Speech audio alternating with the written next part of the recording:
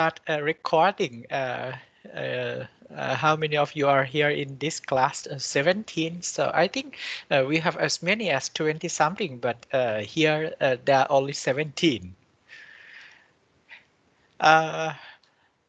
Okay, so for the coliform bacteria, in fact, um, if you go back to the first slides, the introductions. For the introductions in the last slides, I have shown you the table of the domestic wastewater characteristic. So this one, um, you will see the several parameters and also the number showing in this table. Actually, in this table, there are three types of the wastewater. Low strength, a medium strength, and high strength. High strength normally refers to black water or the water coming from the our septic tank. And for the low strength, normally refers to the gray water as the concentrations of the organic contaminations is not that high. So we have been talking about these parameters already. Last week we were talking about the suspended solids, and then BOD. We have done it several weeks ago. Ammonia nitrogens and organic nitrogens we have already completed. Phosphorus, I think we will do again next week. Oil and grease. This one we haven't done that, but in fact, wastewater from the kitchens or from the canteens, you can expect it to find it. A lot of oil and grease. We need to separate them before processed for the treatment. But then we have two more parameters here. Total coliform bacteria and the total coliform bacteria. Usually we measure in terms of the most probable number per 100 ml. It gives a sense of if we take a water sample 100 ml, just 100 ml, how many bacteria we will find. According to this table, for just the low strength wastewater, you can find the bacteria as plenty as 10 to the power of 6 to 10 to the power of 8, most probable number. MPN actually stand for the most probable number, but here they leave it in short. They just mentioned about the number. Actually, it comes from the full terms most probable number. So, or in short, we call it MPN per 100 ml. Uh, you can expect it to fire at 10 to the power of 6 bacteria to 10 to the power of 8 bacteria per just only 100 ml. And the fecaliform bacteria, you can fire up to 10 to the power of 3 to 10 to the power of 5 for the low strength wastewater, the domestic wastewater. But for the high strength, you can expect it to gain much higher number. So in general, we can say like a fecal coliform bacteria, as it is a subset of the total coliforms bacteria. So you will always find the total coliforms bacteria in a greater number as compared to the fecal coliform bacteria. They are a kind of the bacteria which generally found in the living organisms in their digestion systems, the manure or the excreta coming from the mammals, including the human being, generally contains some certain amount of the fecal coliforms bacteria, and of course the total coliforms bacteria.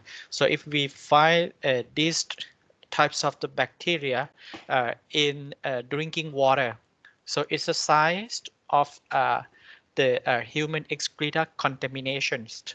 So we have to be careful if we find this one. It's indicate the water that we consumed get contaminated with the human excreta.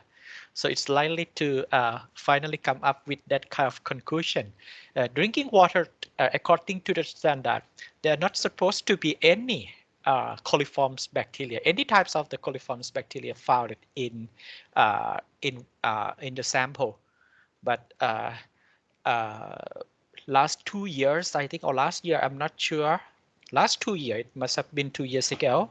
So I have taken a sample from the water fountain, not really a fountain, a water supply, a drinking water supply in our building. It comes directly from the cooler. Um, Unfortunately, the samples that I have taken from uh, the coolers in water coolers in the labs, not my labs, okay, but in some labs, I have found that some number of the total coliform bacteria. But anyway, soon after the results come out, then I inform the house keeper to clean the water cooler immediately. But 2 years ago, I haven't checked it again whether everything will be okay or not. But anyway, it's a size of the uh, uh, human excreta uh, contaminations, and even the ice uh, from the canteens. So on that day, 2 years ago, so we have been conducting this kind of experiment. So one sample, so I asked the students to bring the ice from the canteens, and then we put the ice in the media to a culture this kind of bacteria, and we found some amount of the total coliforms bacteria as well. So this is a kind of the indicator not only being used for water but also for the food. Any kinds of food, there should not be any coliforms bacteria or even the fecal coliforms bacteria found in the sample. So today we will talk about these two parameters.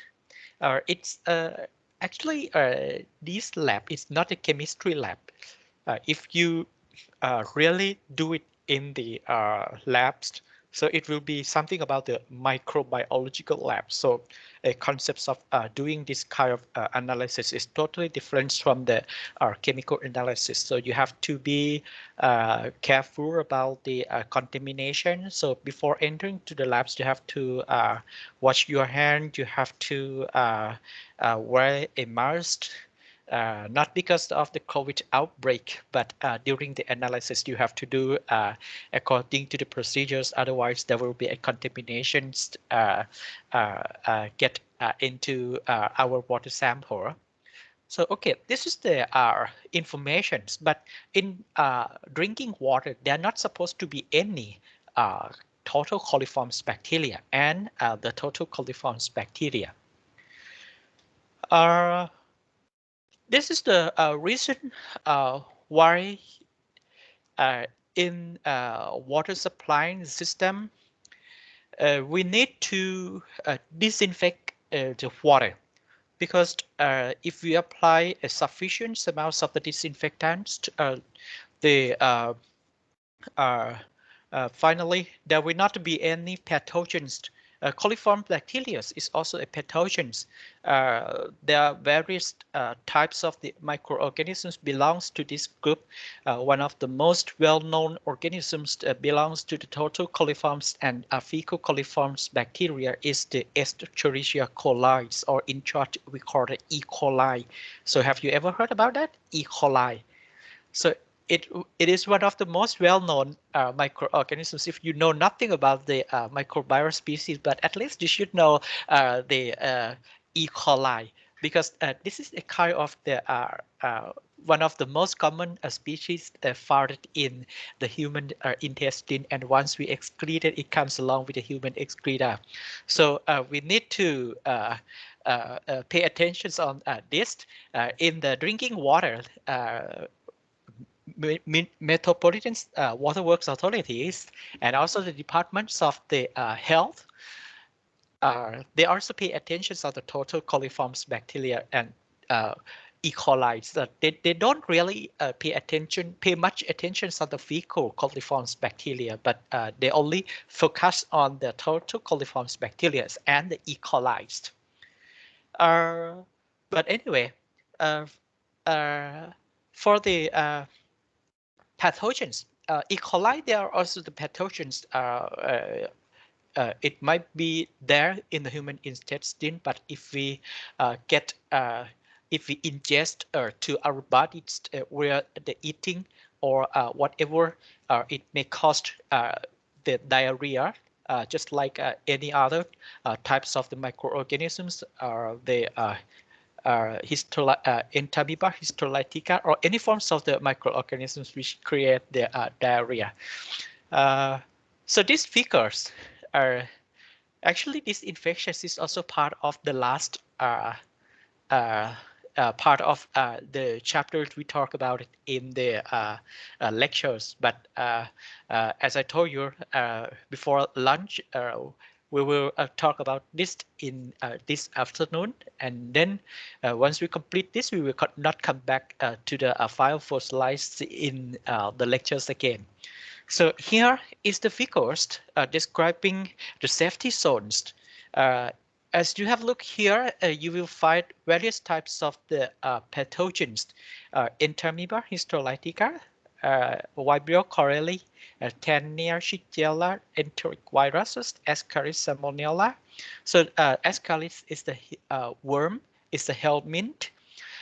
So these figures provide you the information about the safety zone. So if we keep the temperatures above or fallen into the safety zones, there will not be, there are not supposed to be any pathogens remaining in the sample. And if we don't keep it, don't keep the high temperature, but we have to leave the waters for a longer times, like a week or a month, under the temperatures of 50 degrees Celsius, but or even longer for the normal temperatures. That is why one of the classic way to disinfect these microorganisms is the people they boil water before drinking, so that the boiling will kill almost all the germs. At under the 100 degrees Celsius, all the germs will be will die off. For wastewater treatments, so this chart also provides some information. If we treat the wastewater, if the detention times of the wastewater in the treatment process is short, then it is better to apply the higher temperatures. Otherwise, we have to apply some other process, like applying the disinfectants to kill the germs. So this figure gives you some idea about the if you want to be safe from the pathogens contaminations. We have to keep the high temperatures, so keep a water for a long retention times. But if we cannot maintain a high temperatures or a longer times, then we have to use the disinfectants. For the pathogens, we can actually classify it into two categories. The first one is the primary pathogens. Primary pathogens is the pathogens itself emerges from the raw waste directly. So it comes along with the waste. So that is why this kind of the pathogens is called the primary pathogens. But some kind of the pathogens generated after we collect the waste, and then we processed some waste degradations or waste stabilization, so it grows up again later. For example, if we keep the organic waste and then we do the composting, composting is the process where we collect all the forms of the organic waste and put it together and let them expose to the oxygens. So under the aerobic degradation, so all these organic waste will turn it to the composted material. So it is a kind of the materials which doesn't have any unpleasant odor, and then the physical characteristic look like a humus in the soil. But anyway, during the composting process, there may be some kind of the pathogens grow up, like a fungus, actinomyces. So these are a kind of microorganisms which grow up later. This can be categorized as the secondary pathogens. Here is the examples, is the table showing the examples of both primary pathogens and the secondary pathogens. Primary pathogens, we have to be careful. Salmonella. For the protozoa, it could be Entamoeba histolytica.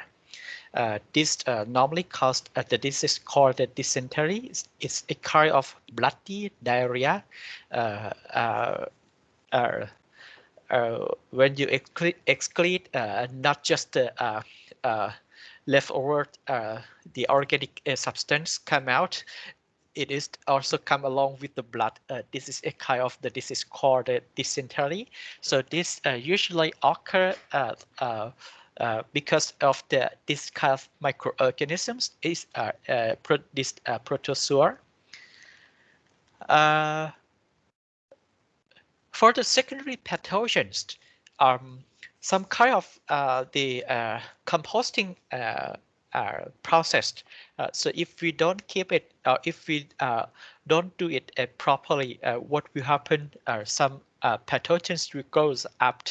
But anyway, for the primary pathogens like total coliforms and fecal coliforms bacteria, if we expose the waste for longer than 10 days, there will not be any coliforms bacteria, and some other types of the pathogens exist. This is a kind of composting in the bark system. Normally, for the composting, we put the organic waste together, but organic waste itself, it's actually not good. We have to maintain the proper carbon to nitrogen ratio. So it has to be in the range of 30:1, 25:1, 30 it's for carbons, 1 is for the nitrogens. So it has to be maintained under these optimum conditions. Otherwise, the composting material will not be complete. Composting material will not be achieved. So that this kind of system, it's actually good for the waste stabilization. In fact, for example, in Thammasat University campus, we have a lot of the organic material. So if it is possible, they should actually do the composting to get rid of all this organic waste. There's no need to handle it in such a way that asks somebody from outside to collect and take it out. But anyway, for the composting, it takes for the conventional, let's say like conventional composting, it may take up to 45 days to complete the process. But if we put it in the machine, enhancing the reactions by applying the aids and provide agitations or mixings, the composting materials will be ready for to be used as the fertilizers or the soil conditioners within only 7 days. So 7 days and 45 days. But anyway, if we if we use the conventional system, so it lasts for 45 days. So for such a very long periods, all the microorganisms, primary microorganisms, will die off. This one is the tables described about the turbo thermal date points of various pathogens. The one which is very well known amongst us is the Escherichia coli. They mostly die within 1 hour under the temperatures 55 degrees Celsius. So we don't have to keep as high as 100 degrees Celsius. But if we want to make sure that all of this will die, so we just keep the water boiled or the food boiled. The times could be shorter if we maintain the temperatures at 60 degrees Celsius, 15 to 20 minutes, all these pathogens will die. The Entamoeba histolytica cyst will die of when we increase the temperatures to 68 degrees Celsius. So these are the thermal date points amongst common pathogens and some of the helminths or the some parasite. For the disinfections, in tapped water, if there's disinfectants left over, like if we could find a free residual chlorine, I'm sure that there will not be any total coliform bacteria detected or E. coli detected.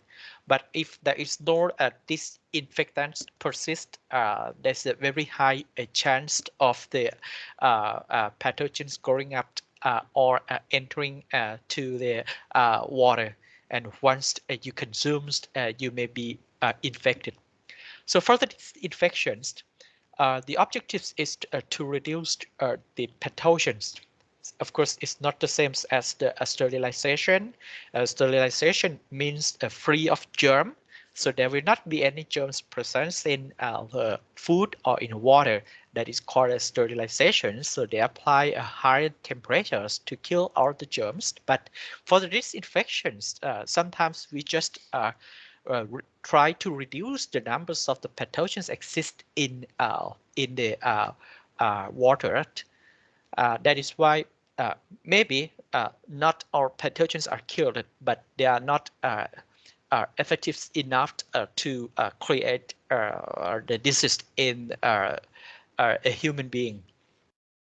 For the disinfections, the amounts of the disinfectants to be applied, it depends on the compositions of contaminants in water. It depends on the concentrations of the disinfectants applying. It depends on the conditions of water to be treated. For chlorine, chlorine doesn't like to chlorine. In fact, it is not good to apply when the water is too turbid. Only under a clear, only a clear water, we can apply the disinfectants. Because if we apply into the turbid water, the turbid, if it's the inert material, it's fine. But if it's the organic substance, choline may react with the organic substance and produce some of the trihalomethanes. This could be a kind of a carcinogen or the substance that has the potential to cause the cancer. The disinfectants used in the disinfection process must be neither toxic to the humans and domestic animals nor unpalatable or otherwise objectionable in the required conditions. Of course, it must meet this requirement. Remember that the disinfectants can actually kill the microorganisms. If we expose to such a very high concentrations or a very high amount, it could also be toxic to the human being. Like the pesticides, we can apply the pesticides to kill all the pests, to kill all the mosquitoes. But for us, that amount may not be immediately cost the disease to the human being once we expose. But if we received such a very small amount of this pesticides for a long time, then we may be suffer from some kind of uh, chronic symptoms of the chronic disease. So these are the kind of criteria or characteristic of the disinfectants to be used in the disinfection process. The disinfectants should be dispensable at the reasonable cost. That is why right now still we use the chlorine, even though it poses some detrimental effects to the human being, especially when the water contains some organic substance. It may react and produce some carcinogenic substance.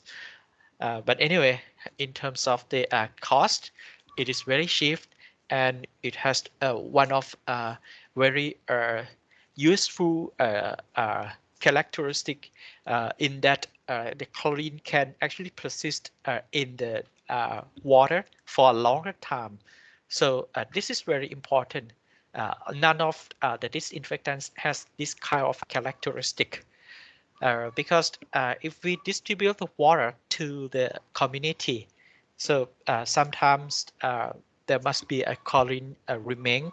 If there is a leakage and the pressures inside the piping system is not high enough, there's a possibility that the microorganisms can get inside the piping system, and it might reach to the consumers.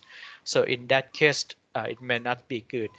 So we still need a chlorine. Chlorine is the most efficient or disinfectants used for the large quantities water production. Concentration must be determined easily, quickly, and automatically. For example, chlorine, you can use a test kit just to measure. You will get the values immediately. So it is very simple, and at such a very low concentrations, it will not be harmed to the persons who are in charge or who applied into the water.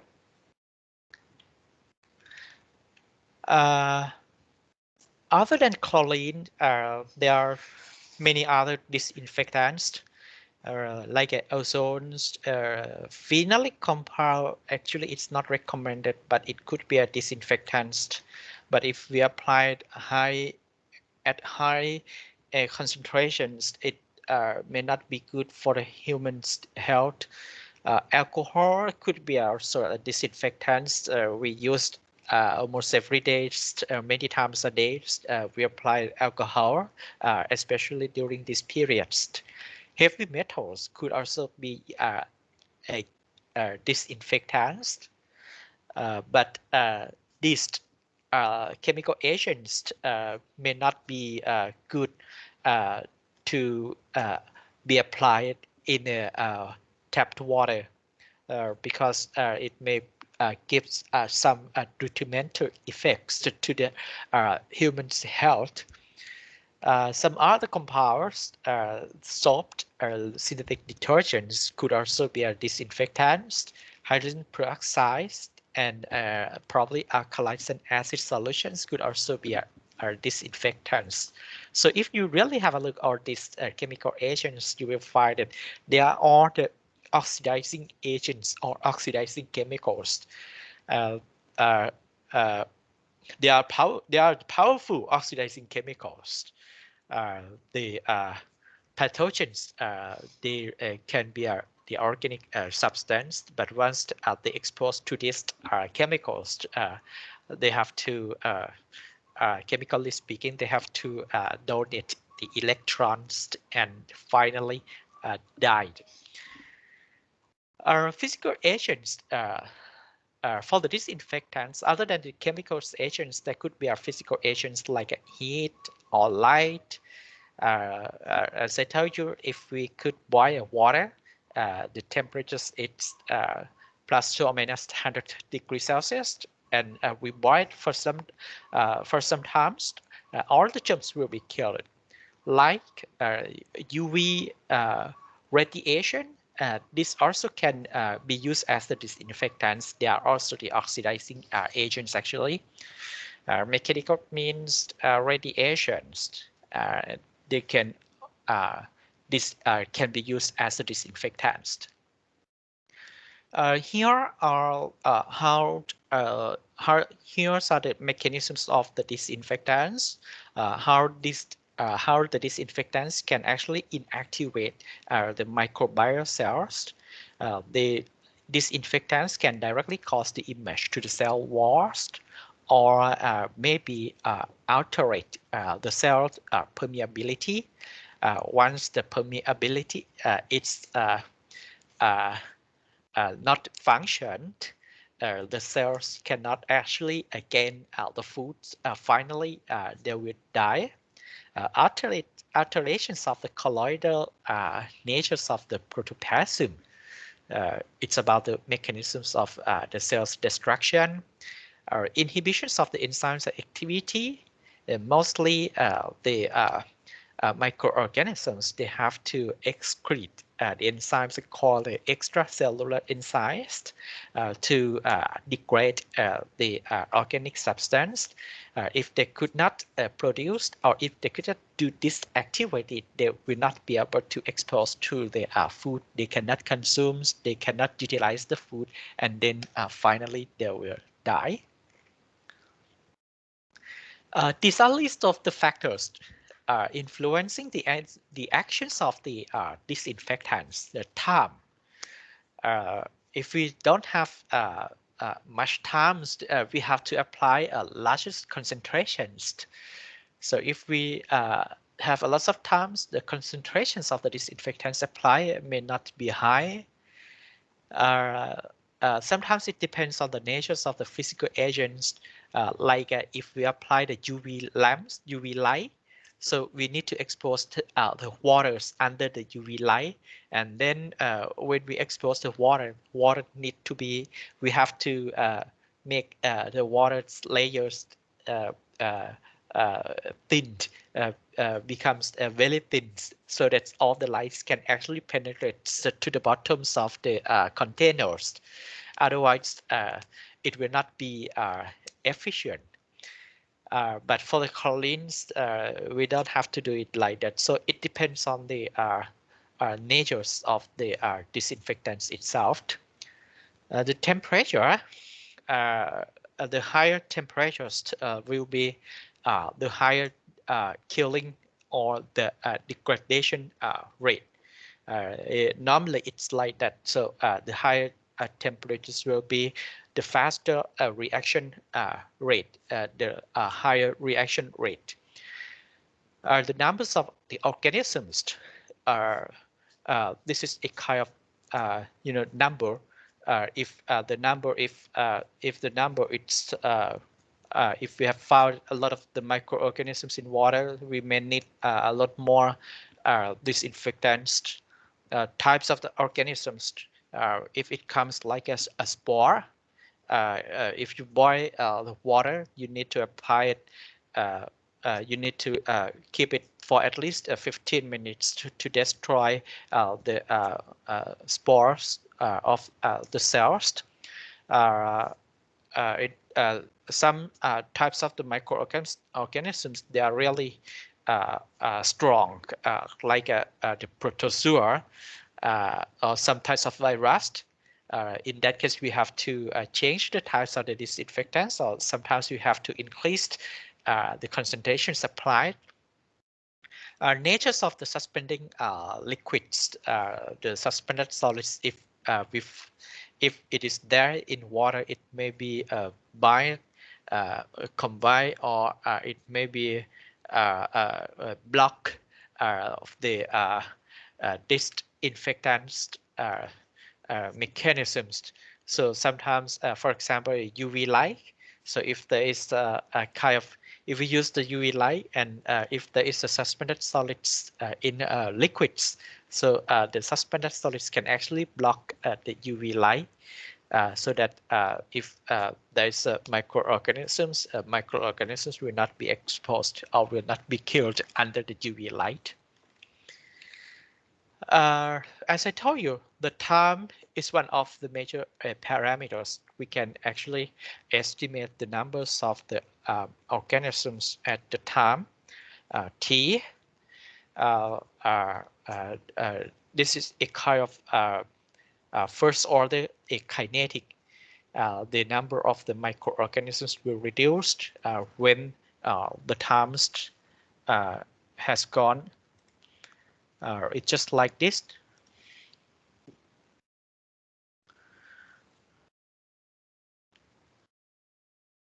So if we plot the numbers of the microorganisms, and this one is the time, so the number of the microorganisms will reduce it like this. This is a kind of the relationship between the numbers and the time. And the problem is if the constant is getting higher, the degradation times to reach the lowest numbers of the organisms will be faster. So it may be something like this. If the k of the constants increased, okay, this is a kind of a Chick law, and we apply this law for the estimations of the number of the pathogens after applying the disinfectants with respect to the time.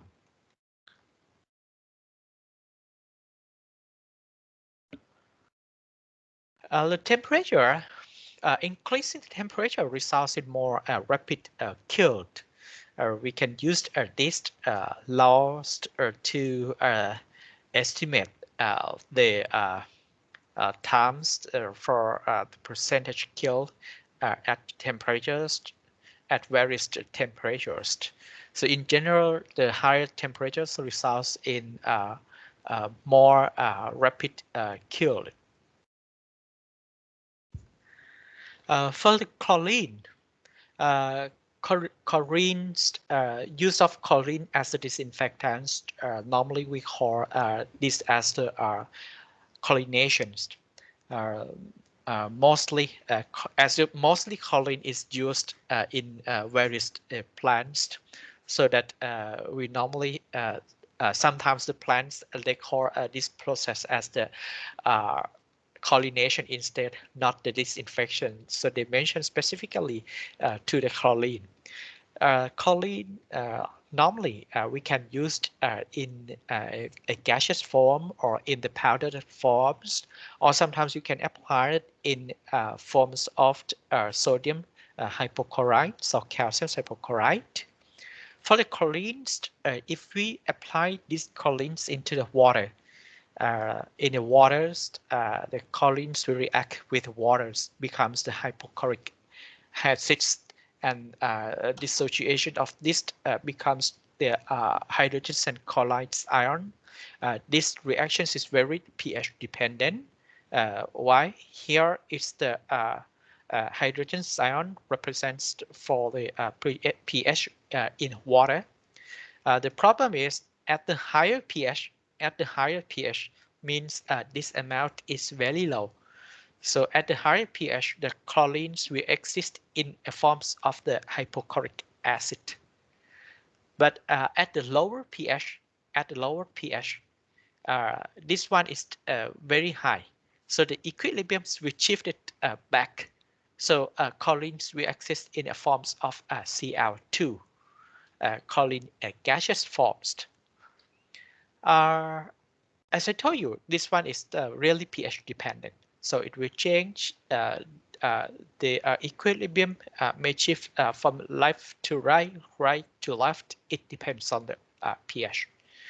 Here we can actually estimate the constants, kinetic constants values, which is equal to this one divided by chlorine gaseous forms, and this will be equal to 4.5, 10 to the power of 4 at 25 degrees Celsius.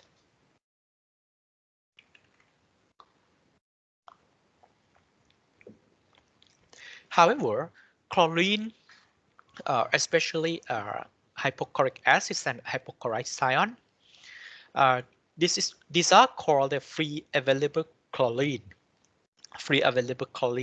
The killing potential it's about 40 to 80 times for the hypochloric acids. This one, the killing potential is 80 to 40 times of the hypochlorite ion. And once it is dissolved in water, this hypochloric acid will be dissociated, becomes the hydrogen ions plus the hypochlorite ion. And the dissociation reactions used the kinetic constants like this. It's 2.9 10 to the power of minus 8 at 25 degrees Celsius. We can rearrange this equation, then we get this one. Other forms of the chlorines also can be used. Sodium hypochlorite, calcium hypochlorite, they are both the free chlorine. They are both classified as the free residual chlorine. But these chlorines, if they react with the ammonia, if the ammonia exists in water, chlorines can actually replace the hydrogen atoms in the ammonium molecules and becomes the ammonium chloride. Further reactions, it becomes the NaCl2, and then if one more of the hypochloric acids are added, then we will get the nitrogen chloride. Somebody calls that nitrogen trichloride. So one atom of the chlorines replaced one atom of the hydrogens. Two atoms of the hydrogens are replaced by the chlorine. This one, 3 atoms of the 3 moles of the chloride, 3 moles of the hydrogen ions are replaced by 3 moles of chloride. So it becomes the nitrogen trichloride. And again, all the chlorination reactions, they are very pH dependent. Very important when we use the chlorines. Normally, when we use the chlorine, we have to add the chlorines beyond the breaking points or the breakthrough breakpoint chlorinations. Because some amounts of chlorines that we add maybe react with the ammonia. Okay, that is why whatever the amounts of chlorines we added will not be the same as the chlorine residue, because at the beginnings of the chlorine additions, some certain amount of chlorines will be react with the ammonia, and once it already turned to the dichloramine, a lot of chlorines are required to convert it into the trichloramine. That is why during this stage, whatever the amounts of the chlorines we add, it is completely gone. And the breakpoint chlorinations is here. What is the beneficial use of this point? These points indicate the complete reactions between chlorines and other compositions in water. The major compositions is, of course, the nitrogens here. Anyway, beyond this point, whatever the chlorines we add will be equal to the amounts of the chlorines remain. Okay, so we have to add, theoretically speaking, when we use the chlorine, we have to add the chlorines beyond this point, beyond this breakpoint.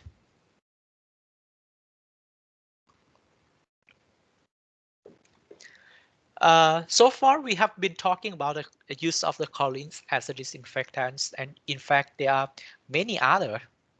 Even for the chlorine, there are various forms of chlorines that can be used in the plants.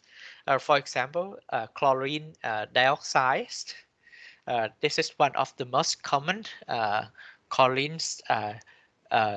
They normally generated on site by taking the chlorine gas and combine it with the uh, this one, so it becomes the chlorine dioxide. This is also very powerful. Normally, 1.34 milligrams of the sodium chloride react with zero point 0.5 milligrams of the chlorines, and then it yield 1 milligrams chlorine hydroxide. Chlorine hydroxide must be generated on site only, cannot be generated somewhere and then applied directly. The chlorine mostly they inactivate the critical enzyme systems or disrupt the protein synthesis. So these are the mechanisms that these types of the disinfectants be will do it in the water.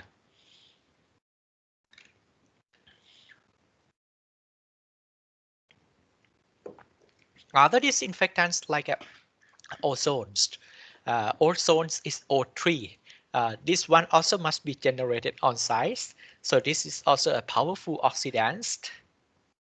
We can use ozones to control some particular pollutants like a taste and odor. And this one is also good in terms of the as the ozones, there is no residue. Once we blow the ozones into the water, and after that, it's all gone. There is no residue, so you don't have to be worry about the how we can actually collect these ozones.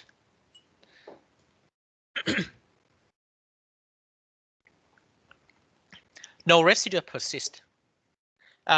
In wastewater treatments, ozones can be used as a strong oxidizing agent as well to degrade some of the organic pollutant, not just for the disinfectants.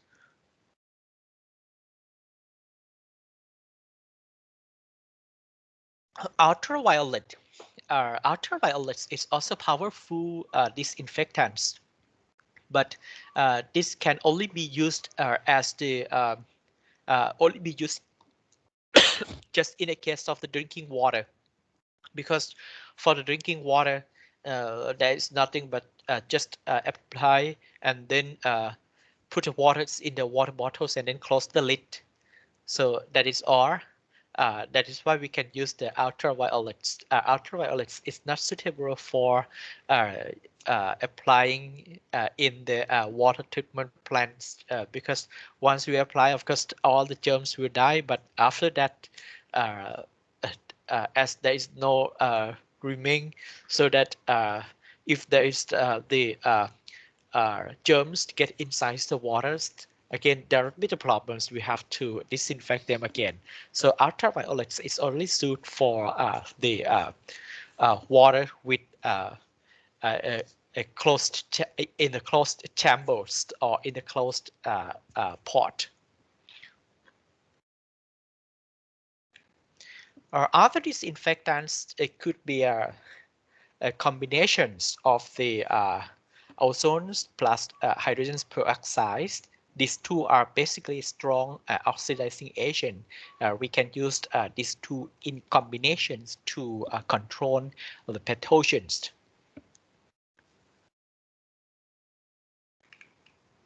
Okay, so that is all about the disinfection process. According to this, if we maintain sufficient disinfectants in water They are not supposed to be any the microorganisms or the pathogens found in water itself. Okay, now we will talk about the methodology. So how we can carry out the coliforms bacteria and the fecal coliforms bacteria analysis.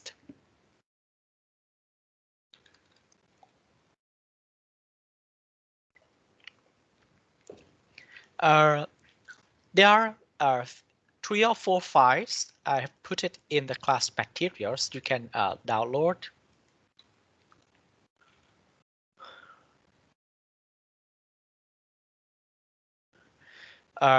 This is actually my handwriting. We can do the total coliforms analysis. So you can follow this instruction. Basically, for the total coliforms bacteria analysis, in fact, coliforms bacteria we can actually divide it into 3 steps. 3 steps. Okay, the first step is called the presummative test. The first step is called a presummative test. Okay, for this presummative test, we need the tube, 15 tubed, and we divided these 15 tubes into 3 sets. Each set contains 5 tubes, and each tubes we put different amounts of water sample and also different amounts of the broth. Broth is a kind of a food for bacteria, and in this analysis we use the lactose broth. Lactose broth is a kind of the food for the bacteria, especially the food for the coliform bacteria. We divide it into 3 sets. Each set contains 5 tubes. Each tubes we put the lactose broth with the concentrations twice, 2 times of the normal concentrations for the first sets, first 5 tubes, and then another 5 tubes. We also use the lactose broth, but the concentrations of this broth is only normal concentrations. 1x is the normal concentrations, but 2x is the concentrations is double. This one is the 2x 10 ml. This one is also 1x 1 ml, and the last one is 1x 10 ml. Okay, and after that we put the sample. For the 2x 10 ml lactose broth, we put water samples into these 5 tubes. So each tubes we put 10, 10, 10, 10, 10. So how many mLs totally in one tube? So there are approximately 20 mLs put it in each tube. Okay. This one we only need 1 ml. This set we only need very little, just 0.1 ml. Okay. This one is the broth, and this one is the sample sampling amount, 10 ml, 1 ml, and 0.1 ml. After we combine the sample and the food, the broth, then we incubate this tube for at least 24 hours under the temperature 37.5 degrees Celsius. And after that, we observe the gas formations. So you may not be able to think about, so imagine how the gas is formed. So these are the pictures. These are the photographs taken 2 years back.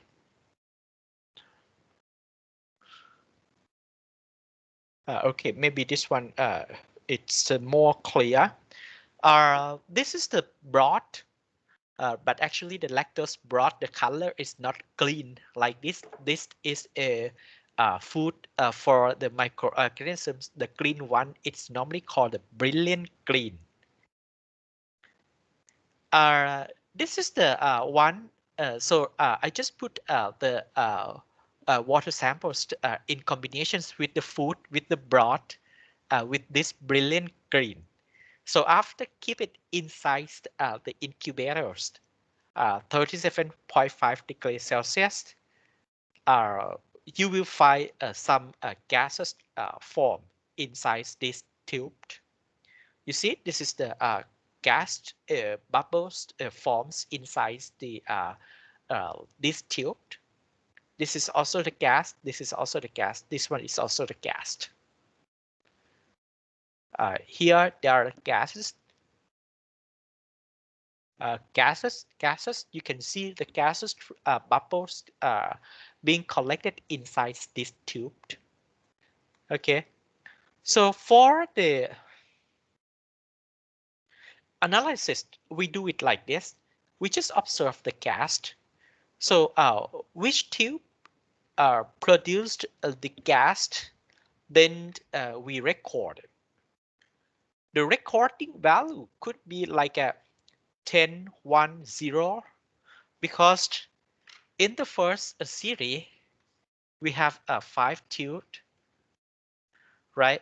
But only 3 tubes, the gas collection tubes shows that there is the bubbles inside. So that is why this one we call 3. Another set is, this one is 5. This one is another 5.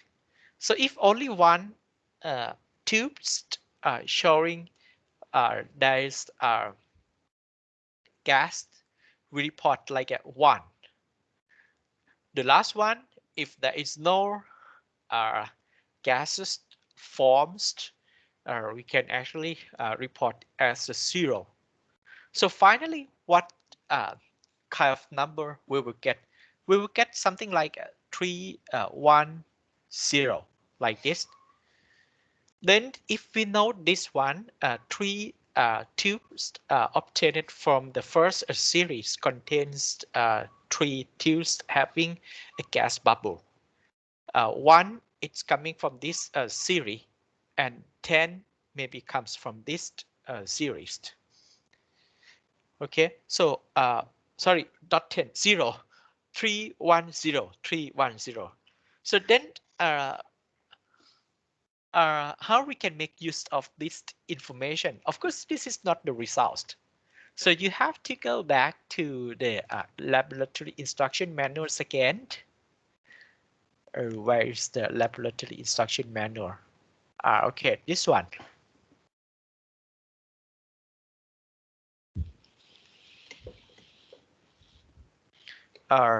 Which page? I don't remember exactly. 67, 73.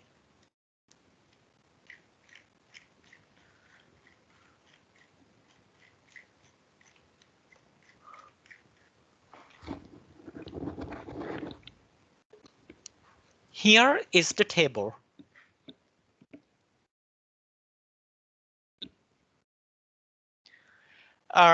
If you could get like a 3, 1, 0, 3, 1, 0, 3, it's 3 tubes containing some gases after keep it in the incubators for 24 hours under 35.7 degrees Celsius.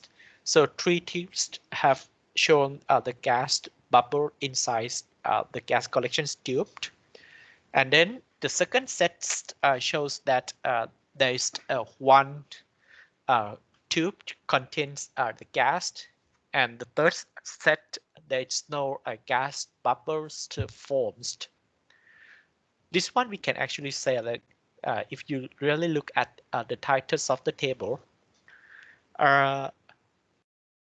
if it is the 310, if it is the 310, in this case, we can actually summarize.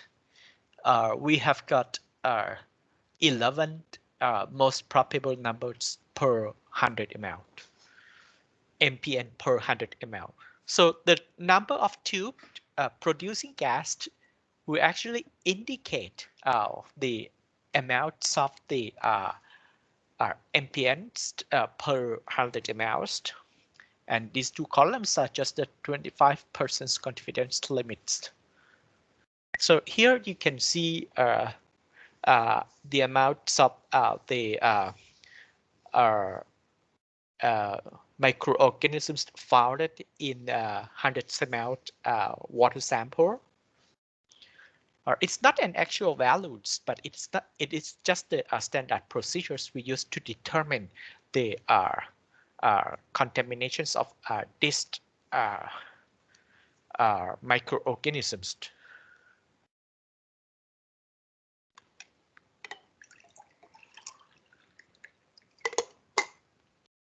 So we will obtain this kind of results from the analysis. So this kind of measurement we normally call a presumptive test. The thing is, the presumptive test sometimes it is not sufficient to whether say, okay, this is 310, because there might be some tubes, the gas are not formed yet, even we keep for 24 hours under the 37.5 degrees Celsius. So sometimes we have to carry out the another test called the confirm test. For confirm the test, for the confirmed test, we also do the same thing, but the thing is, for the confirmed test, we will transfer the liquids from the tubes which contains the, some gases into the tubes which contains the brilliant green. Brilliant green, it's the is the nutrient used for capturing the total coliform bacteria.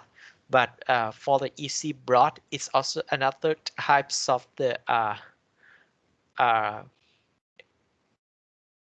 nutrient used to capture other types of the organisms.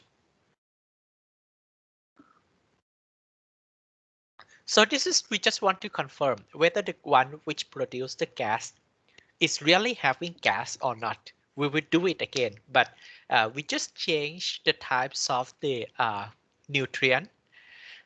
This one we use the brilliant greens for the total coliforms determination. We can use the EC broth for the fecal coliforms determinations, like that. So this is the tubes called the this is the test called the confirmed test. The thing which makes the total coliforms bacteria difference other than the nutrient used is the incubation temperature. The incubation temperatures could be 44.5 degrees Celsius. 44.5 degrees Celsius for a fecal coliforms bacteria. Okay. And the last one is the complete test. And normally, if you just want to evaluate the amounts of the coliforms bacteria, we just complete up to the second step. Second step, it's good enough. But if you want to make 100% sure, you have to go for the complete test. For the complete test, we need another types of the nutrients, and we need another techniques for the analysis. We need EMB agar to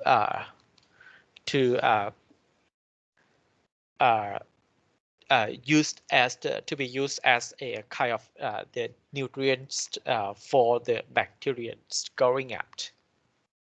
So basically, there are three types of the test.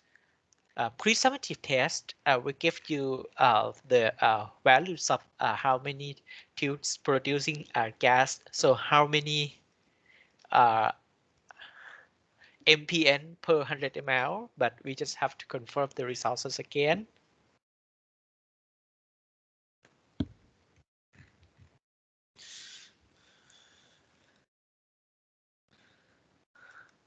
Alternatively, you can actually look at the charge. This one is the charge for the total coliforms and fecal coliforms bacteria analysis. So this charge may be simpler. We take 15 tubes for the one samples analysis.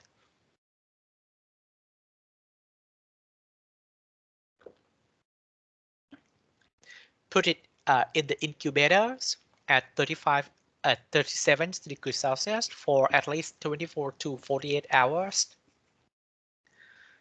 And then for the confirmed test, we only take the samples from the positive tube and then report it in terms of the number. And then from the number, how many MPN per 100 ml. This could be a final answer. This could be a final result.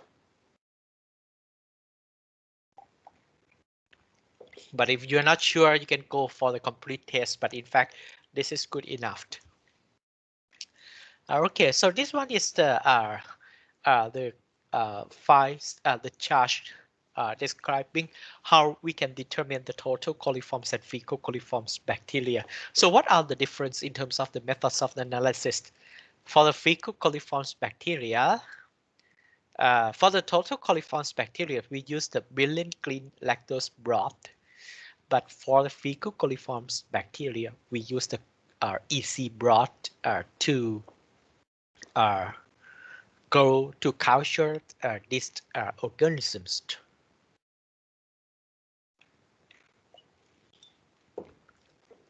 So this would be much easier to understand. This chart is much easier to understand. Again, in the files, I also leave this presentation so that you can really have a look. And these are the equipment used. In fact, our labs also has these facilities so that we can perform total coliforms analysis and also the fecal coliforms analysis. So you can have a look again for the methodologies in the MS team. But in these labs, not just the coliforms and the fecal coliforms we would do it. We also do the investigations of the algae or species present in the water sample, because for the algae, if you really study the ecologies of the phytoplankton in water, you will find some specific types of the algae. They grow up in the clean water. Some types of the algae they prefer to live in the contaminated water. So these are the the chart showing various types of the algae which create, for example, in the this figure, these are the various algae that has the potential to create tests and odor in water. Especially they might produce some kind of specific,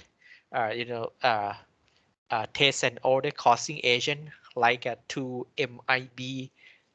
This is one of the most well-known taste and odor uh, uh, uh, uh, causing agents in water. Okay, and this one you will only find in the filter.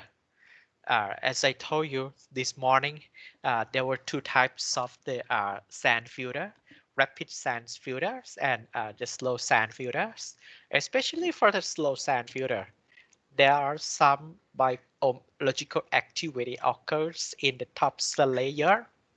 So these layers, if you really take the samples and investigate for what types of the algae present, you will commonly find these kind of microorganisms. For example, do you know this one? Chlorella. This is Chlorella.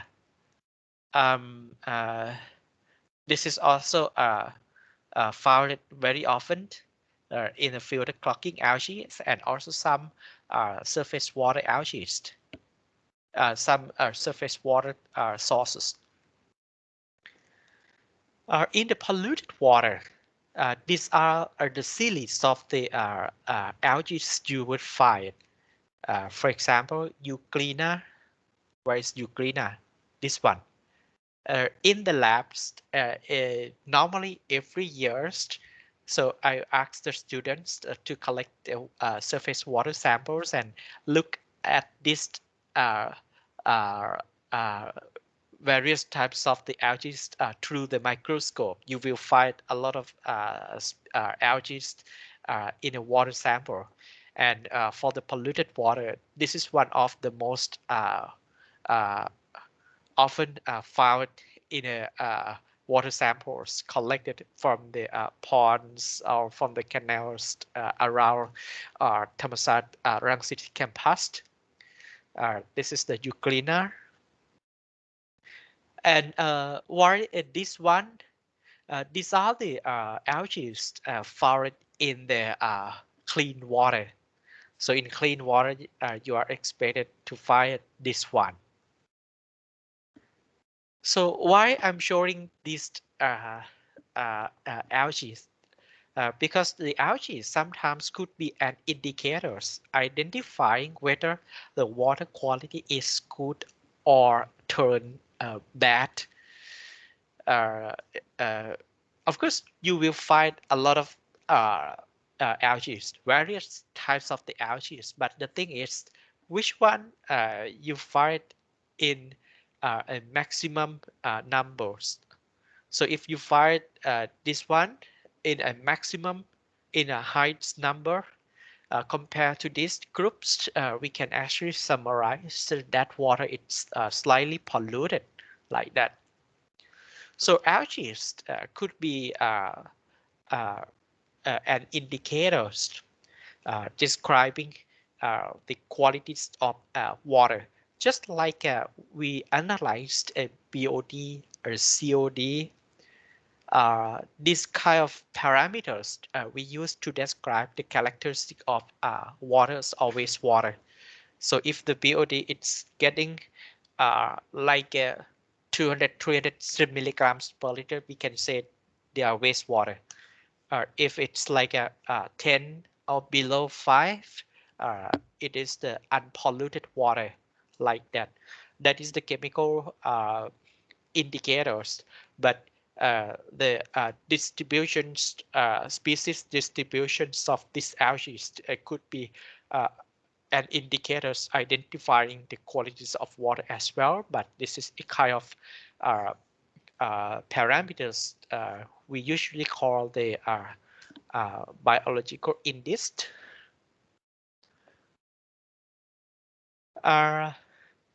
Number of the species found, sometimes we have taken this uh,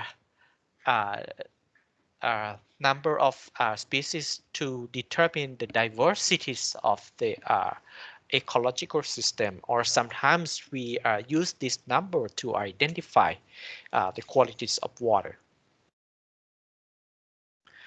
Okay, I think that it's all about the today's background information about the labs, and uh, actually at the 3 o'clock the results regarding to today's labs will be distributed. So I have distributed all 4 copies of the results. So you get your each group will have to pick up your own results and create the reports, create the tables, and prepare the reports, and probably submit it next week. Actually, the results is not so complicated. Maybe I can just show you uh, one set of the results. So this one is the experiments that we normally do it, but this one is with the brilliant green. This is the broad we normally used in the confirmed test for the total coliform bacteria determination. This is the uncontaminated one, or these 3 tubes are not being used, but this one is already used and incubated for 48 hours. Gas formation is found inside it.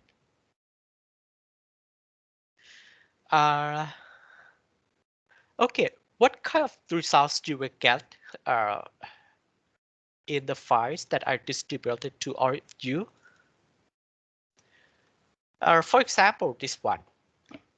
The results which I provide to you will essentially contains only the coliforms and fecal coliforms determinations.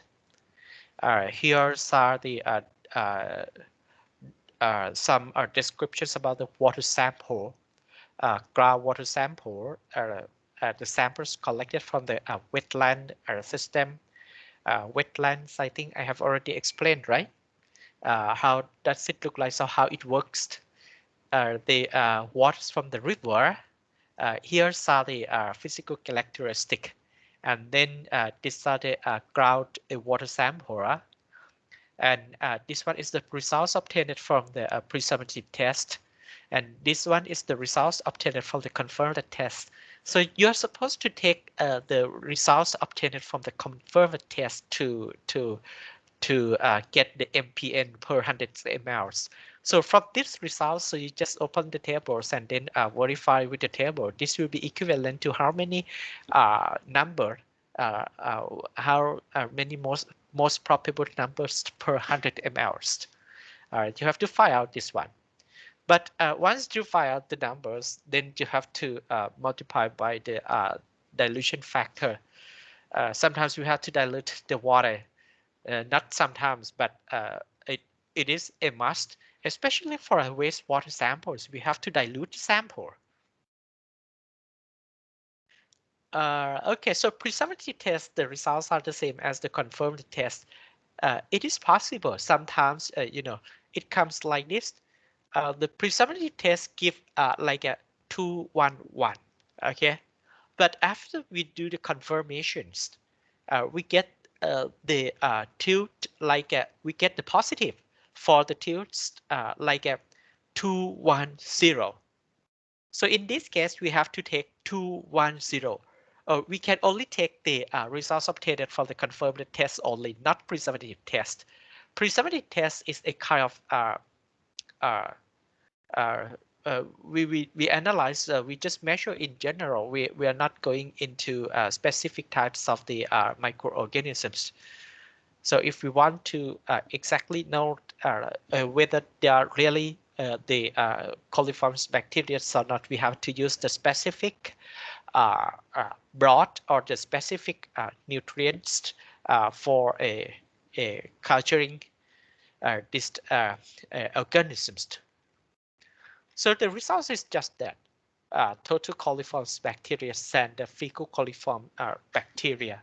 Okay, so hopefully this will not be very complicated in terms of the results and the discussions, results, reports preparations, and the discussions of these results.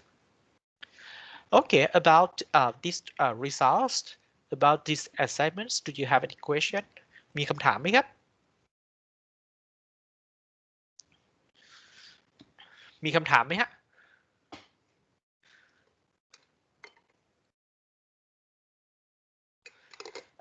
It is actually the microbiological labs,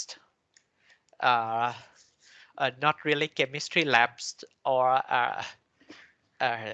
this is very special, not the same as the other. Okay, the experiments that we are going to do today. It is very fun actually, but as they are the pathogens anyway, we have to be careful. But they are not really similar to the viruses. The viruses is very easy to get infections, but this one is not. But we also should be careful. But anyway, you only get the results, not the performing the actual experiments. Okay, so you just apply these results and then discuss. So it will not be a large reports or too much calculations as compared to the other labs.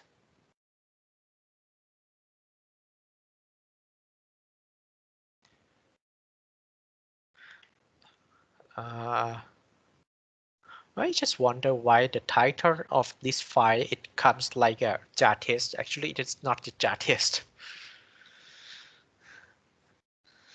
Okay, I think that is all for today's labs, and then you are already get the assignments, right? So this time I send it to R, but you have to only pick your own results and prepare for the reports.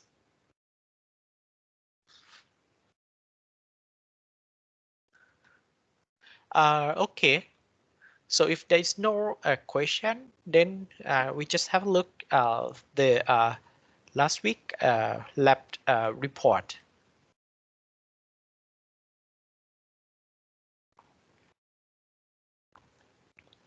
Last week we were doing the solids determination.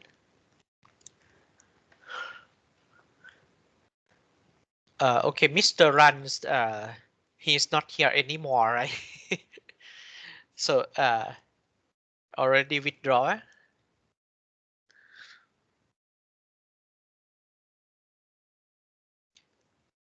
อันนี้ของใครเอ่ยจุลจิตเหรอ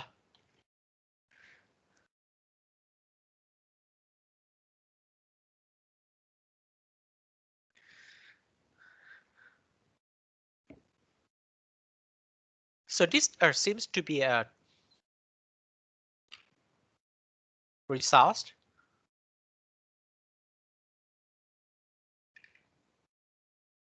So okay, so this is the what you have got it.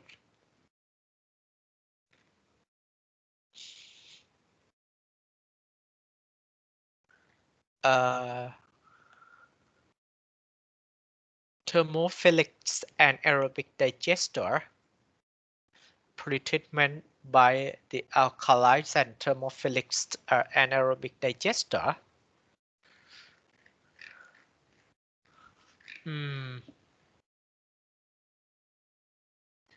Anything you discuss other than the only the efficiencies of removals and comparing with the effluents? No, I mean, have you ever considered about the source of the sample? So I mean, this one, thermophilics and anaerobic digester. Did you study the anaerobic digester? What is this? How do they work? Because this is probably a key discussion for the results. So it will be a key discussion As you can see here, the total solids is very high. It's a 10,000 something milligrams per liter, but finally, at the end, you have reached 3,900, so something about 4,000 milligrams per liter. A lot of reductions actually, but in terms of the percentage, it may not be higher. Volatile solids are total solids. Have you ever considered like the comparisons between the volatile solids and the total solids? So suppose this is the total solids, okay? As the total solids,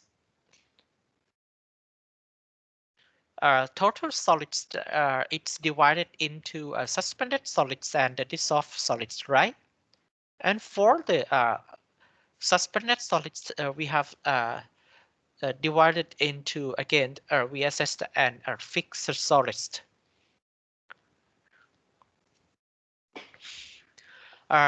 In the influenced, the total solids is this amount. Suspended solids is, I suppose this must be the suspended solids.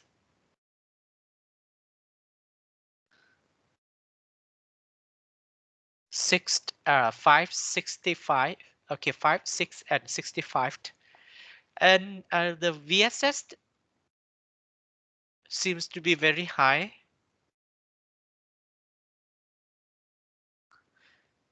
A very nice number, 5,665,4,224.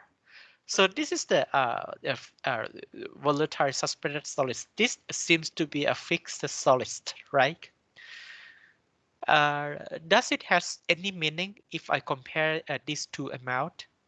VSS divided by a suspended solid. So just convert it into in terms of the percentage. Normally, volatile solids refers to the organic substance. Can I just say like in this sample, it actually contains very high percentage of the organic matters for the suspended solids. So you should actually try to compare and discuss in terms of this one, because it has a very close link. If you look at the ratios of the volatile suspended solids with respect to the total suspended solids here. And another thing is total solids. Normally it is equal to suspended solids plus dissolved solids. I'm not sure about the number you have got. This one is suspended solids is 5,665. And what about this one? According to the measurement, so how much did you achieve? You have got 4,000, 4,356.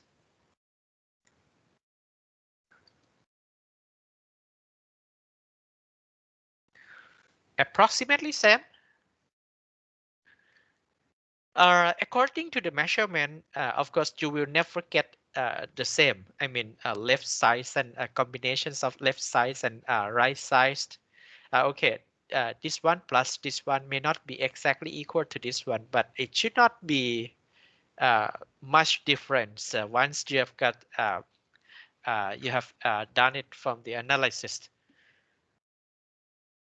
But fixed solids is okay because we continue from the suspended solids. Anyway, this amount has the, you can, if you want to determine this one, you just subtract by this one, you will get the fixed solids. So there should be some discussion. And another thing which is very interesting is the TDS. TDS is the total dissolved solids. It is the total dissolved solids. So by the definition, so it should be refers to a kind of, for example, inorganic dissolved inorganic substance, mostly refer to the metal, or it could be refers to the salt. For the biological uh, uh, treatment process, normally this process cannot be able to remove the dissolved solids efficiently. So I'm not sure about the results. So how much you have got from the okay, so see a lot of the reduction. So have you ever imagined why it produced a lot of reductions like this? So did you find out the answer? I mean, you. I think this report you didn't discuss the points that I have mentioned. You only point out the removal percentage, or not even the removal percentage. Okay, you just compare with the with what the standard.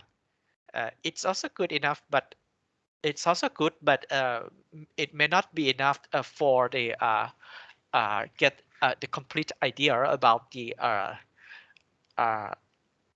the solid reductions and the relationships between the organic constituent in the water samples itself. So this is the results obtained for the first group.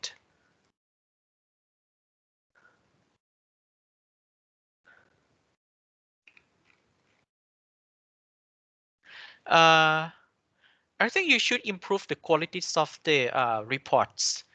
For example, this table number cannot be visible, too small, while the titles of the tables are quite big. Formats are not consistent. So if it is the reports, project reports, so your points will be deducted definitely. Here also there's nothing special, like no any other points. Just mentions basically you only do the results explanation. ไ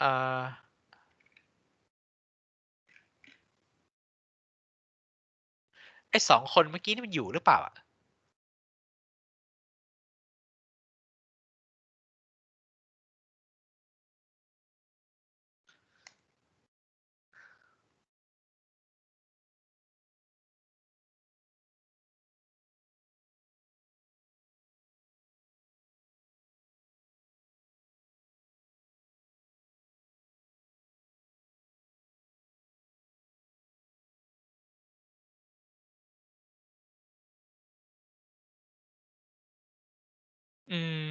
Mostly you only do the results explanations there's no discussion มีใครมี discussion บ้างฮะที่น่าสนใจ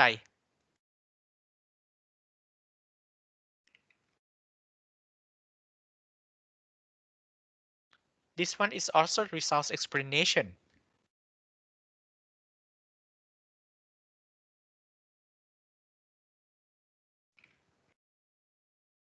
Oh, this is very interesting, just like the one that I just showed you.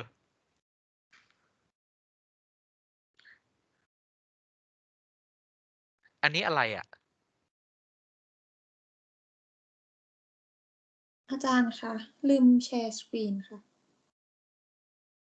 ลืมแชร์สกรีน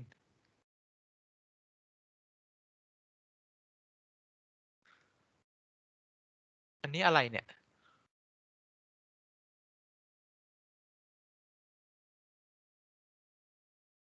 อันนี้น่าสนใจ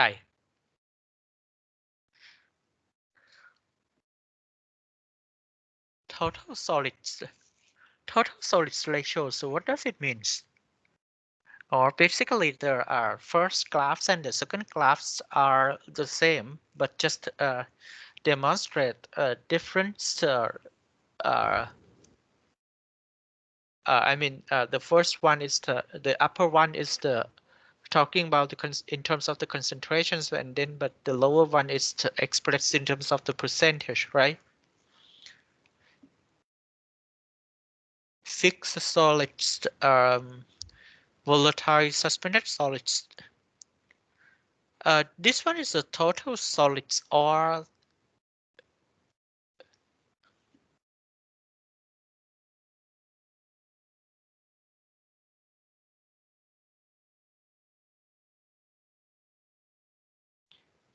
are you sure this is the total solids?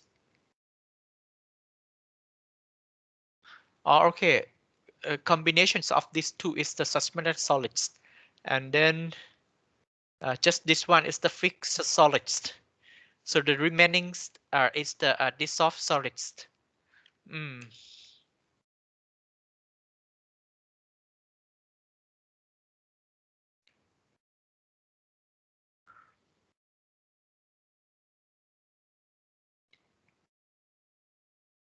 Anaerobic digester. The anaerobic digester.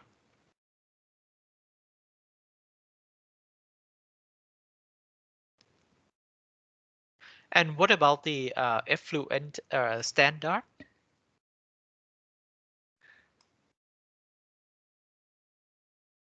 Did you compare with the standard? Not more than 50, but you need to look at the right one. I'm not sure about this kind of wastewater. This is the industrial wastewater. Are you sure?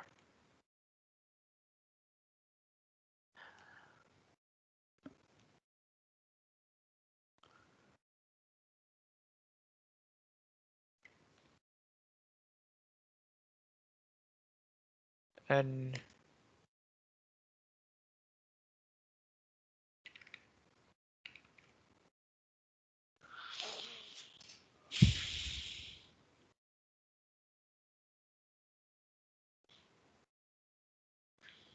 you should try to discuss with respect to the water resources as well, because huh? อันนี้ของผมครับอาจารย์ไม่เรียกครับไม่ได้เรียก อ๋ออันนี้ใช่ไหมฮะ ผิดพลาดตรงไหนครับ ส่วนใหญ่แล้วผมจะบอกว่าเราไม่ได้ไปดูไอ้อะไรนะที่ว่าแหล่งกำเนิดของน้ำเสียเนี่ยมันมาจากไหนกันไง ถ้าเกิดว่าไปดูในsource ของ waste water เนี่ยนะมันจะมี discussion ที่น่าสนใจมากกว่านี้เยอะ ถ้าเราดูแค่ตัวเลขมันก็จะได้แค่ไอ้อะไรเยอะอะไรน้อยว่าคือตอนผมเขียน discussion เนี่ยผมก็รู้แค่ว่าโอเคเขาหาค่ามาหมดแล้วแต่ที่ผมไม่รู้ว่าขั้นตอนการหามาหรืออะไรอย่างเงี้ยมันไม่ชัดเจนครับเป็นไปได้อันนี้ก็เป็นไปได้เป็นเหตุเป็นผล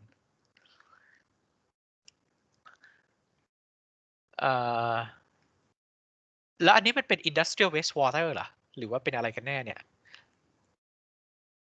ครับanaerobic คำถามที่ผมทิ้งไว้เมื่อกี้ไอ้ anaerobic เนี่ยมันช่วยไอ้ลดตรงนี้ได้ยังไงแล้วก็ TDS นะฮะdissolved solids เนี่ยนะฮะมันremoval เนี่ยมันกี่มากน้อยส่วนใหญ่แล้ว biological process หรือเปล่าครับหรือว่ามากน้อยนี่คือมากกว่า standard หรือว่ายังไงครับ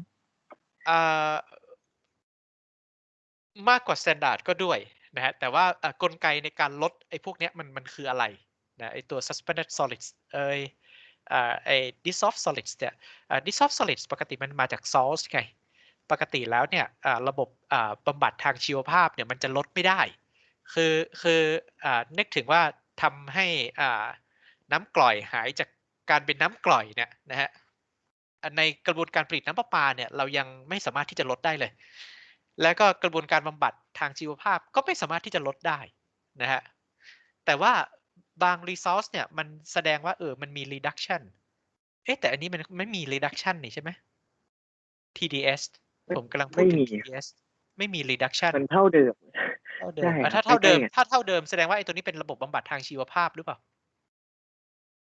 อ๋อ ก็ ครับ ถ้าเขียนใน discussion ก็คือสามารถบอกได้ว่า มันเป็นระบบบำบัดทางชีวภาพ ไมันก็ ม่ เลยทำให้ ๆ ชื่อของ wastewater sample เนี่ยมันจะบอกอยู่แล้วว่ามันเป็นอะไร อย่างเมื่อกี้ที่ผมอ่านของกลุ่มเดียวกันเนี่ย มันก็คือ ไอ้อะไรนะ anaerobic อ๋อ treatment ใช่ไหม? อันนั้น ครับ อ่า digester anaerobic treatment anaerobic digester นั่นแหละนะครับ ซึ่ง anaerobic digester เนี่ยมันเป็น biological process คือจริง ๆ แล้วไอ้พวกระบบเนี่ยเราจะพูดถึงในรายละเอียดอีกที เก็บไว้คิดก่อนแล้วกัน เราจะพูดถึงในรายละเอียดอีกทีไอ้ตอนบทหน้าไม่ใช่บทนี้นะครับ อาจจะเป็นไปได้ว่าเรายังไม่ได้พูดถึงบทหน้า พวกคุณก็เลยยังเชื่อมโยงมันไม่ถูกนะครับ แต่เอาเป็นว่า กระบวนการทางชีวภาพเนี่ยมันจะไม่สามารถ อย่างเช่น ลด TDS ได้ ซึ่งไอ้ results มันก็เป็นเช่นนั้นนะครับที่ปรากฏอยู่ตรงนี้ แต่ว่ามันจะลด พวก solids บางส่วนที่ไม่ใช่ โดยเฉพาะ VSS เนี่ยได้นะครับ VSS ลดลงไปเท่าไร? ครึ่งหนึ่ง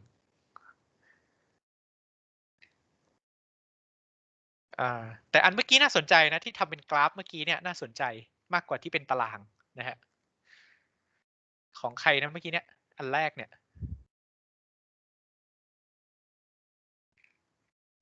อันนี้น่าสนใจนะครับ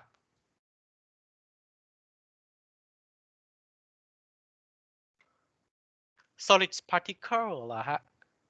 อ๋อ solids เขียนว่า solids น่าจะใกล้เคียงมากกว่า มันไม่ได้เป็น particle เสียทั้งหมด สรุปแล้ว removal เนี่ยมันเท่าไรอะเนี่ย? แต่ไอ้ตัวนี้ TDS มันหายไปเยอะนะ เอ๊ะ ทำไม results ไม่เหมือนกันนะในกลุ่มเดียวกันไม่ใช่เหรอ?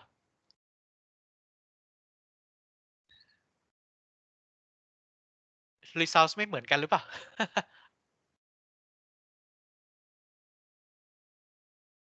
ไหนเดี๋ยวลองดูของกลุ่มก่อนหน้าหน่อย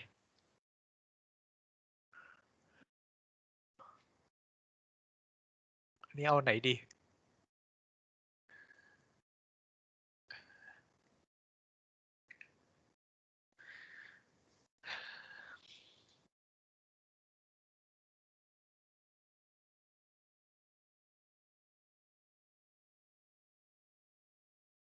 dissolved solids influence อ๋อ effluent คนละตาราง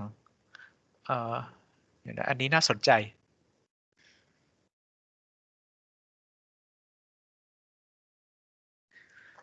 suspended solids dissolved solids โอเค อันนี้ influence จริง ๆ 2 กราฟนี่ควรจะ combine กันนะ 2 กราฟนี่ควรจะ combine กัน แท่งนี้กับแท่งนี้ควรจะเอามาวางติดกัน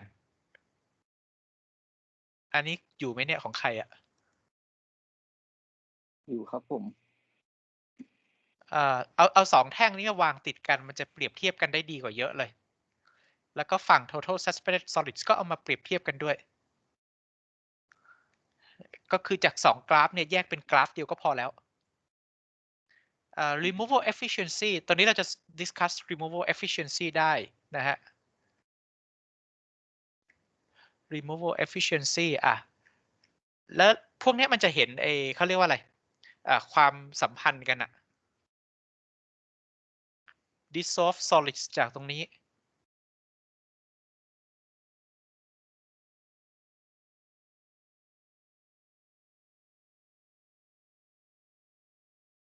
มาเหลืออยู่แค่นี้ ส่วนตัวที่น่าสนใจก็คือไอ้ตัวvolatile solids fixed solids เนี่ย ทางเข้ากับทางออกเนี่ยนะครับ มันเท่ากันไหม?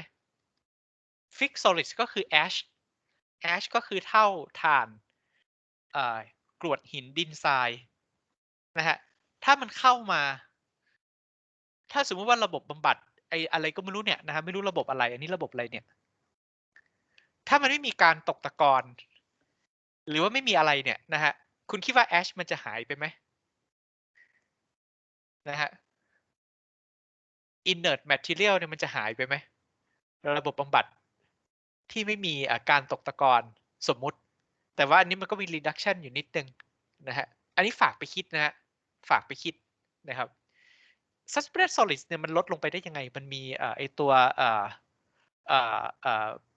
sedimentation tank หรืออะไรยังไงอยู่ไหมนะฮะ system ตรงนี้เนี่ยมันกำจัดไอ้พวกนี้ไปได้ยังไงนะฮะตอนนี้เนี่ยนักศึกษาอาจจะยังไม่ได้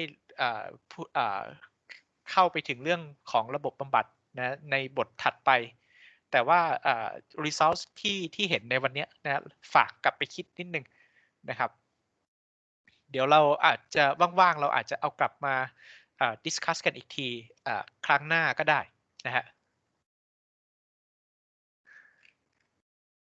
อันนี้นอกมีอะไรมั่งtreatment process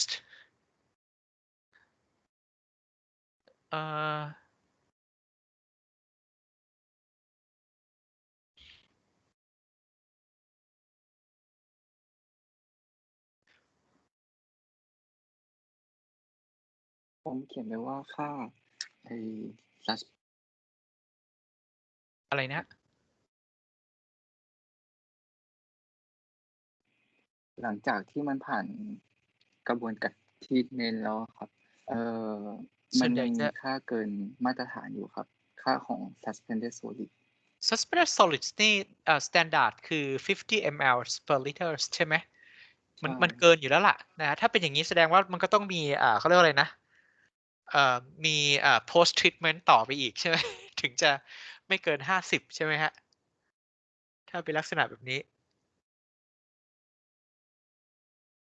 อะไรประมาณเนี้ยนะแต่ว่าต้องไปดูซอสของมันว่าน้ำไอ้ตรงนี้มันมาจากไหนไอ้ซอสของตัวอย่างเนี่ยเรื่องสำคัญนะไอ้เนี้ย alkalis กับ anaerobic digester ถ้ามาจาก alkali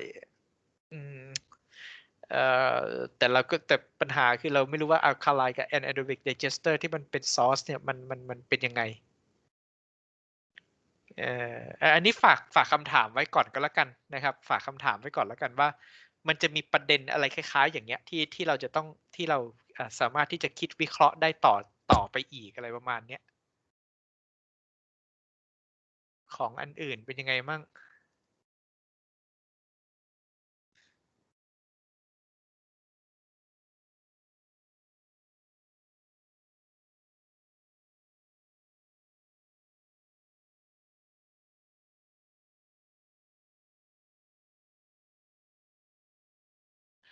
ไอ้พวกตัวเลขพวกนี้ต้องตัดทิ้งนะเพราะว่าพวกนี้มันสัมพันธ์กับ precision กับ accuracy ด้วยแล้วก็ equipment ที่เราทำเนี่ยมันไม่ได้มี accuracy ถึงขั้นที่เป็นทศนิยม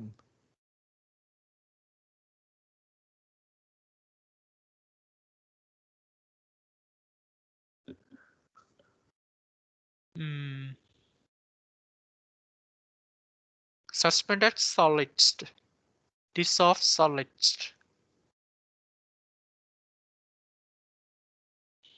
อันนี้จะแตกต่างจากเมื่อกี้นี้จะมี2แบบใช่ไหม effluence กับ influence อันนี้เนี่ยจะมองเห็นreduction ของมันได้ค่อนข้างที่จะใกล้เคียงแล้วก็ถัดมาเนี่ยตอนนี้เราดูfixed solids กับ volatile solids เพราะฉะนั้น combination ของ2ตัวนี้ก็จะเท่ากับ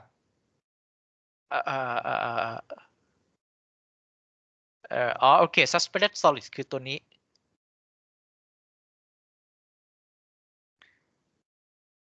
TDS ที่มันลบกันพอดีนี่มันมาจากการหักลบหรือว่ามันมาจากตัว experiment โดยตรงอะ TDS อันนี้คือใกล้เคียงกันใช่ไหมฮะตัวนี้คือมาจาก experiment ส่วนตัวนี้มาจากการหักลบต่างกันนิดหน่อยนะฮะอันนี้ก็อยู่ในลิมิตที่ยอมรับได้นะฮะเพราะว่าจริงๆแล้วถ้าคุณลบออกมาแล้วเท่ากับวิเคราะห์ได้พอดีเนี่ยคงเป็นเรื่องแปลก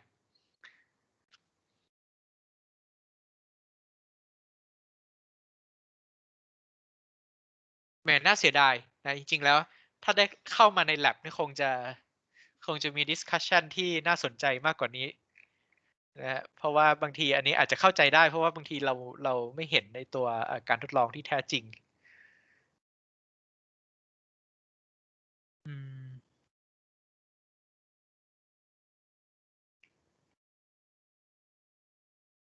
TDS TDS in the effluent เนี่ยจะต้องไม่เกิน 3,000 นะอ๋อโอเค 3,000 อยู่ตรงนี้เมื่อกี้ผมเห็น 130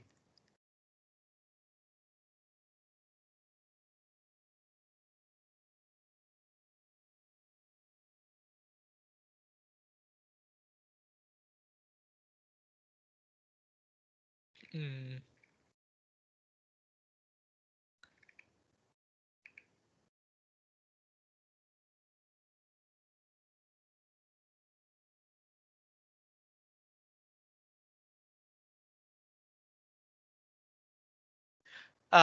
โอเคคิดว่า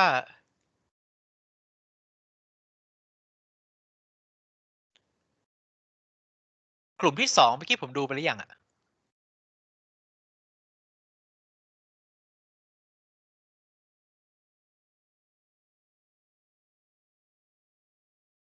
อันนี้รูปที่ไหนเลยเนี่ย ที่ที่เชียงรายครับอาจารย์ เหรอในประเทศ ครับ ไทยมีที่แบบนี้ด้วยเหรอฮะ มีครับ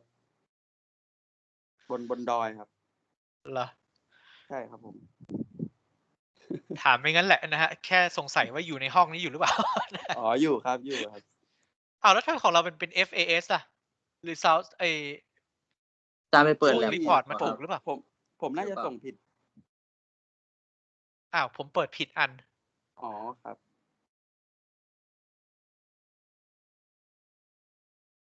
เมื่อกี้ของใครนะ อันนี้ใช่ไหมอันกลาง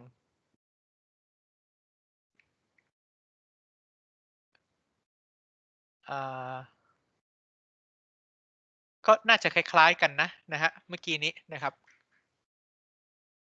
ครับผม ในภาพรวมของรายงาน conclusion กับ discussion เนี่ยมันคนละอันกันนะฮะ discussion มาก่อนแล้ว conclusion เนี่ยมาทีหลังอันนี้ผมยังย้ำอยู่เสมอ ได้ครับเดี๋ยวแก้เลยครับขอโทษที ไม่ ค ว่า รับ จะเป็นกลุ่มไหนก็ตามนะฮะอันนี้เชียงรายเหรอนะฮะอ๋อมีภูเขาด้วยโอเคครับนะฮะdo you have any other question มีคำถามอะไรอย่างอื่นไหม